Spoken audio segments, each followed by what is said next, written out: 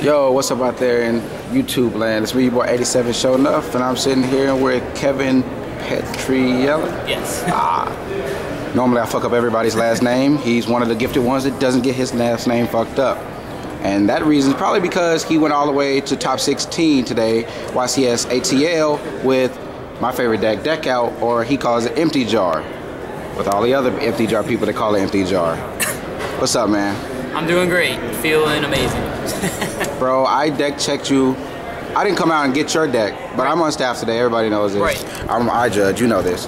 But I went in and got your deck. They was like, you know, deck check this guy. I looked at it, and I don't look at the monsters main deck, the side deck. I looked at the extra deck. Right. Looked at like fucking Flame Swordsman. What is this guy doing? And he's in top 16? What? I'm looking for like future fusion, or fucking a flame swordsman guy to make them or some shit. And then I see the deck out. I'm like, oh, so he trolling me. Alright then. Somebody was like, you mad? Like, hell yeah, I'm mad. But yo, bro. Alright. How you feel about this upcoming ban list?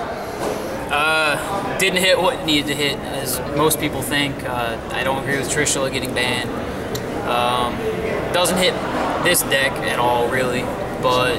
So you could top the next upcoming YCS in about 6 months. I'm not going to guarantee it, but it could be done. I mean, it just castrated plants, and they're not even really doing much right now, so I don't know. Yeah, plants did not top 32. I don't think plants top 32. Maybe they did. I'm not sure. I know they didn't, for a fact, did not top 16. So, I mean, if there was anything, one card that you would ban, what would you ban and why? Something from windups, probably Hunter. I said this, ninja his ass. Yeah. Okay. Or limit something from the Injector, something like that. One card you could bring back from the ban list. Any card. Hunter after I ban it. That's not on the list. I wish he looks like he would say that shit though, right? What? After trolling me with the Flame Swordsman, like he would say Hunter right after. Morphing jar. Yeah, I would like to unlimit Morphing Jar, but if I could bring something back, maybe Dark Magician of Chaos. Why not Cyber Jar? You playing deck out? That too. It's cool too. Oh no, Fiber Jar. There we go. But it resets everything. I don't know. It's not fun. Yeah. This is trolling. He's gonna do it again. Okay, let's get into this awesome ass deck that you got, right, bro. We got Morphing Jar, MVP of the deck. Just abuse it and deck them out. Double Tour Guide. I would have 3, but I couldn't get another one. It sets up the field with a Sangin, or you can. I mean, it trolled people. People didn't know what the heck I was playing if I opened Tour Guide. I just went Sangin and passed. And I can go into Levier with it. Sangin, searches, whatever I need. Triple AD changer. When it's in the graveyard, I can remove it from play, change the battle position of one monster, so I can flip Jar from face down to face up. Now you're not putting them face up to face down, Nope. right? Nope. He's not So I'm just saying, for those who think he's cheating, Nope. Did not cheat at all. they're basically personal little monster econs and shit. So Double Swift Scarecrow. It helps stall. I used to play triple, but I mean, I side it out a lot. Just helps to stall. Alright, so those are all the monsters. 9 monsters. Go spells. Triple Book of Taiyu. It flips a face down monster face up, so it flips Jar face up. 1 Book of Moon. Triple Book of Eclipse. It does what Book of Moon does, but better. It flips all monsters on the field face down, and then during the end phase, it would flip your opponent's monsters face up, and they draw 1 card for each card flipped up. So it can help me get around Thunder Kings. It can help me get around Dalka. Stuff like that. While working towards your win condition. Right, exactly. I won a couple games just because off of that effect. They would draw 1 card, and then they'd go to draw for turn, deck out. We got Foolish Burial. It dumps 80 changer in the graveyard, or if I'm feeling ballsy, I could dump Morphing Jar and then go Feather the Phoenix and put it back top of my deck and then draw it with a draw card. But I did not do that play once today. But you could. I could have. I did have opportunities. Triple Upstart for draw power. Triple 1 day apiece. This card is broken. Helped me win so many games. It stalls, it draws, it makes my opponent draw. It's awesome. Triple Magic Mallet. You can get really bad hands with this deck, or you're like one piece off of the puzzle. You need a Book of Moon, a Book of Taiyu. You can put all your dead cards in your deck and draw a new hand. Triple Gold Sark. Searches Jar, searches Heavy Storm. Like I said, you can go Gold Sark, remove Jar, play Tour Guide, search Tour Guide, overlay for Levier, detach material, get Jar to field. Card Destruction, another win condition. A lot of times you'll have less cards in your deck than your opponent has, and you can reuse this multiple times to deck them out. One Hand Destruction, it's just in there because I couldn't get another Tour Guide. It can send 80 changers from the hand to the graveyard and just draw more cards. Triple Duality, draw power.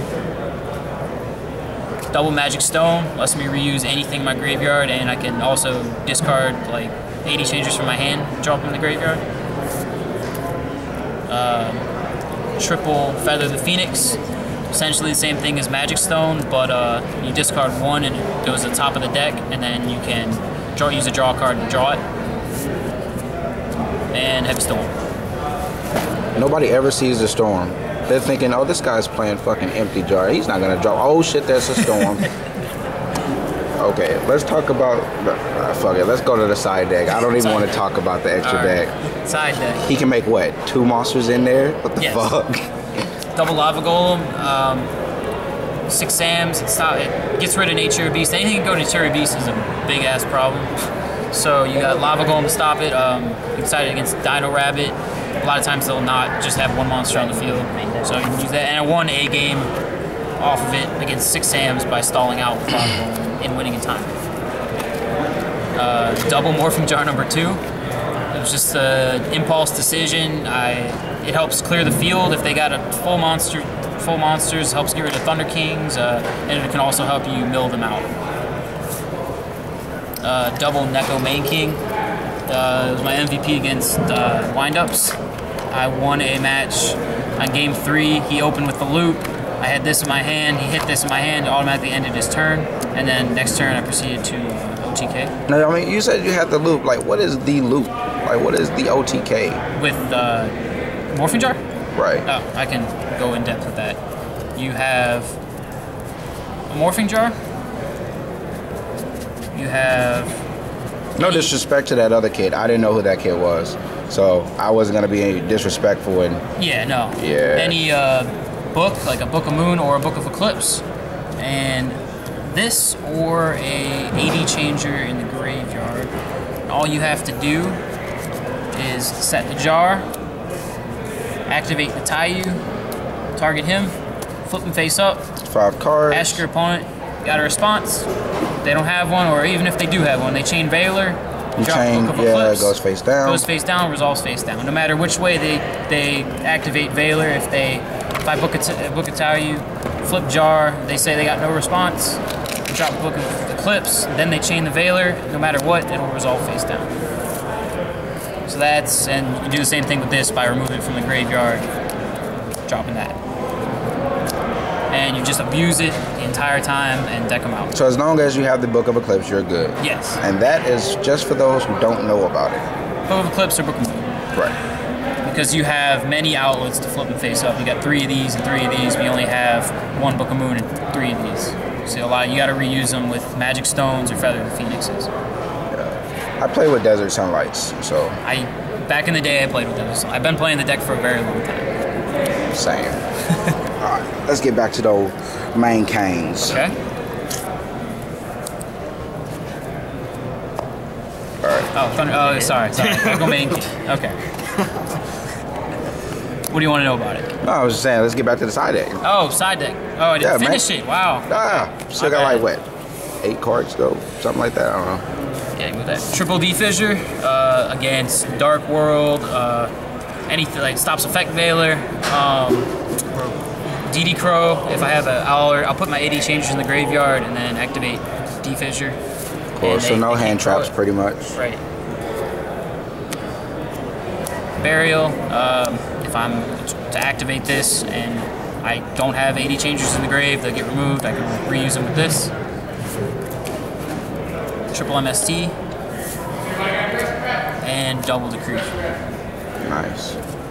Okay, now we can go into the troll shit. All right. Show what you Where actually. stuff gets important. What you actually do play.